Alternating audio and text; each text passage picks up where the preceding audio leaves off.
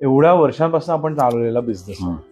आजकाल आपण पुण्यामध्ये बघतो की नवीन नवीन एका वर्षात बिझनेस बंद होऊन जातो. फूड रिलेटेड असो, लॉजिंग रिलेटेड असो किंवा केटरिंग रिलेटेड असो. काय तुम्ही एक तर सजेशन द्याल आणि तुम्ही काय चॅलेंजेस फेस केले हे जर आम्हाला सांगू शकता? एक 8-10 वर्षापूर्वीपर्यंत मध्ये असा काळ गेला, ऑक्युपन्सी हळूहळू कमी होत होती. अदरवाईज साधारणपणे 1980 ते यू कॅन से 2005 जवळजवळ ही 25 वर्ष एकही दिवस एकही रूम रिकामी नसायची, असा ट्रेंड होता. म्हणजे त्याला असं उलट वाटायला लागलं होतं की लोक आता म्हणतील नाही रे तिकडे जागा मिळत नाही, ट्रायच करू नको, इतकं फुल असायचं. पण नंतर जसं जसं पुणे शहरातले ट्रॅफिक जॅम, पार्किंगचे इश्यू, आमच्याकडे तर पार्किंग तसं बऱ्यापैकी कमी आहे, म्हणजे बरोबर नाहीच.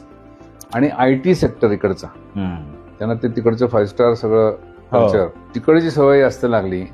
आणि ऑनलाईन बुकिंग, त्याच्यात आम्ही मग स्विचवर झालो. आमच्या घरातल्या ज्या नवीन पिढी आहे त्यांनी ऑनलाईन बुकिंगचं एक साईट काढली, पॅकेजेस वगैरे, आमची वेबसाईट पण आहे. त्याच्यावर आम्ही सीझन प्रमाणे जसं बदलतो ना, बरोबर, डिस्काउंट त्याप्रमाणे प्रोग्रामिंग केलं. ज्या दिवशी रूम जास्त रिकाम्या असतील त्याची जास्त डिस्काउंट ऑफर.